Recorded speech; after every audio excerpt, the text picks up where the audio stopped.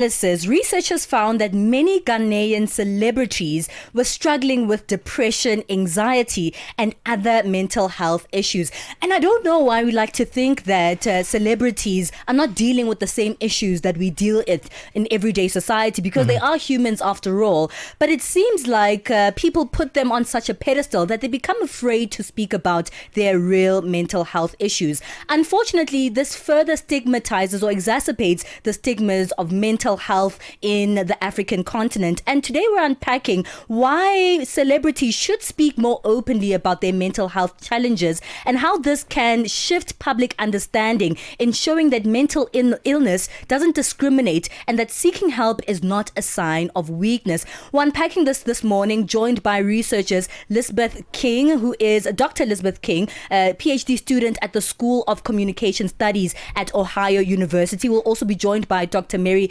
Kiura, Assistant Professor of Organizational Communications at Purdue University, Fort Wayne. That's in Northeast Indiana. Thank you so much for joining us this morning. Good morning to you.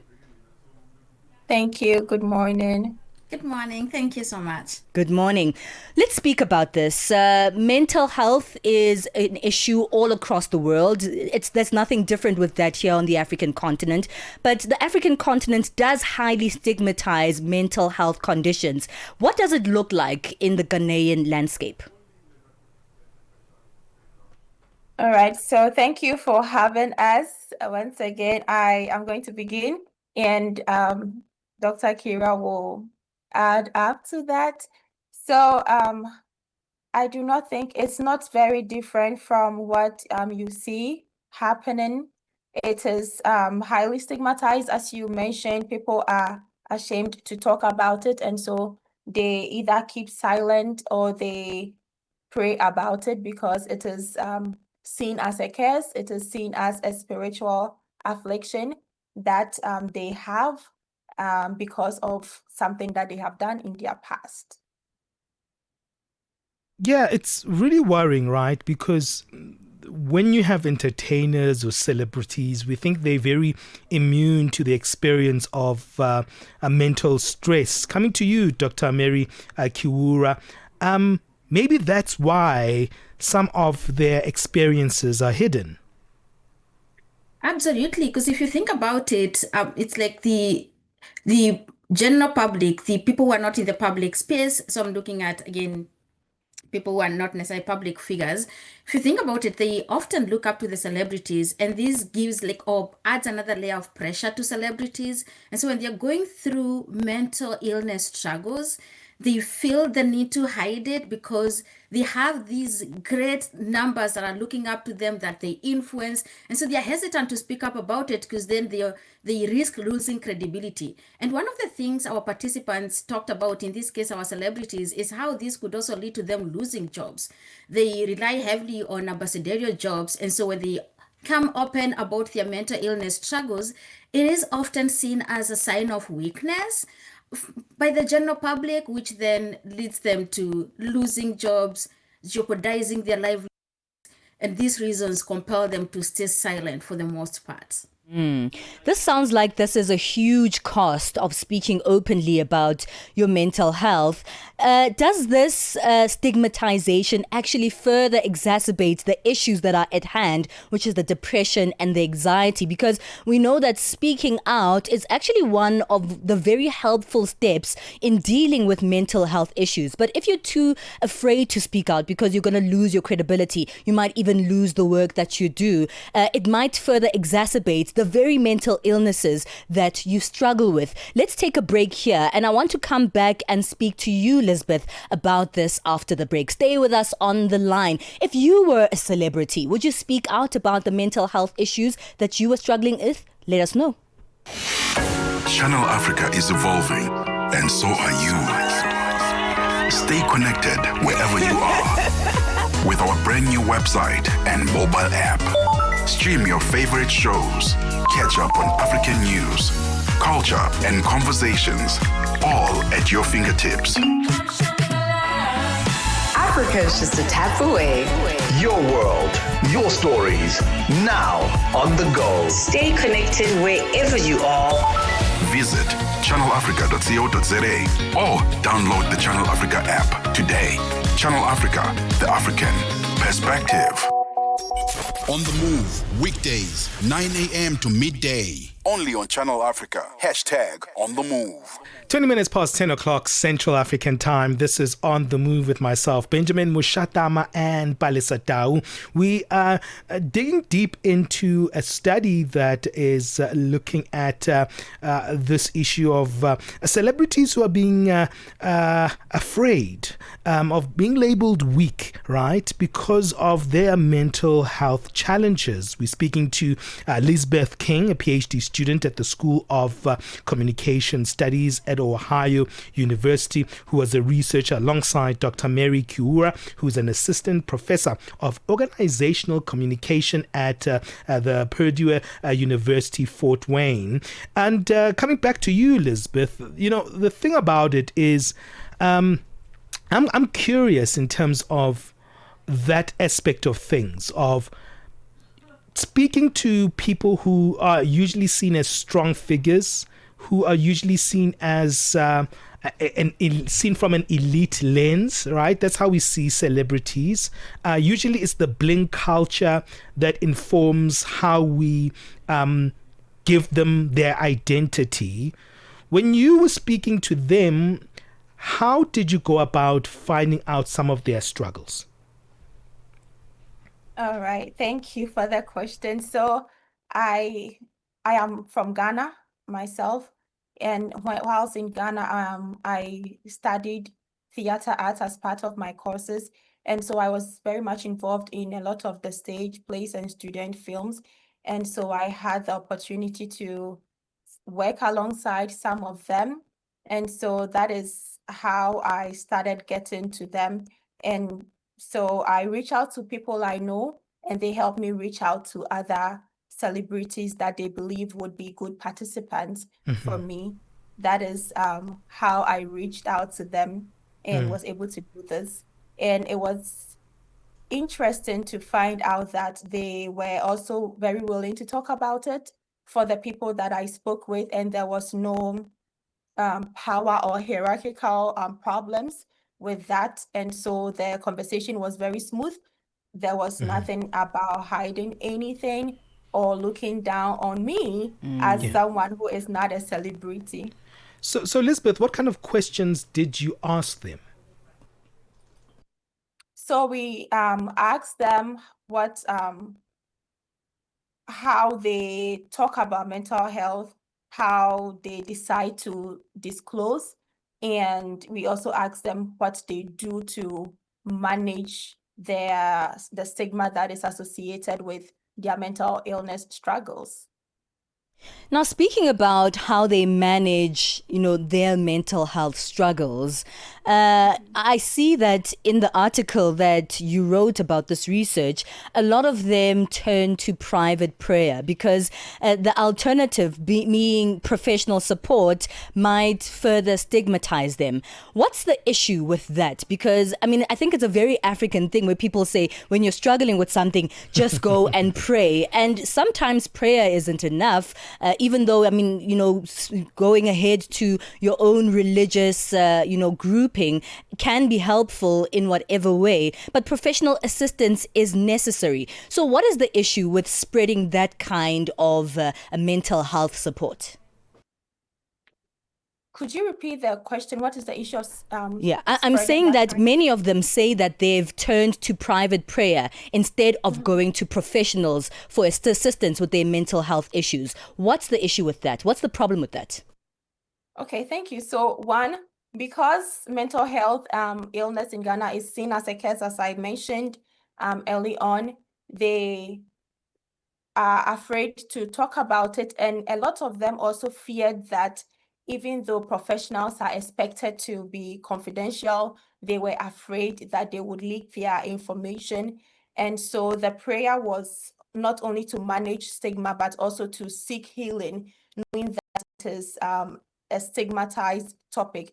And now the problem with that is when we only depend on prayer, we lose the biomedical aspect of that, or the medical route, which can also be very helpful because prayer alone will not be able to heal people from their mental illnesses. And so a combination, which is something that we also recommended, that we should look at combining prayer for people that believe in the faith-based practices, prayer, and then the medical route to be able to deal with their mental health, because doing one and not doing the other will not be, like praying alone will not be entirely beneficial.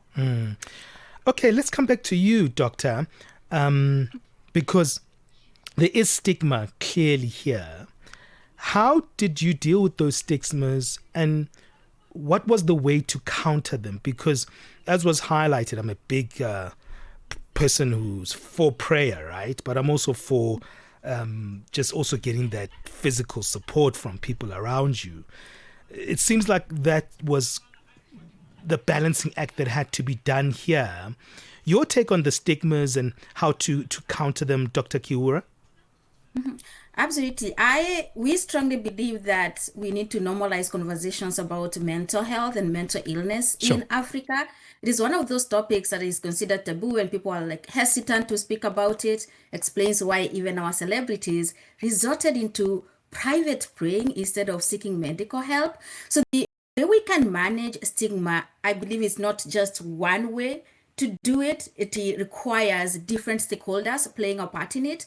I will start by saying, from the celebrity perspective, it is important to speak up, because that then will make even the non-public figures feel like, oh, this is a topic we could openly talk about, especially those who look up to these celebrities. If celebrities can't be open about their struggles, then this is going to encourage the regular public to also open up.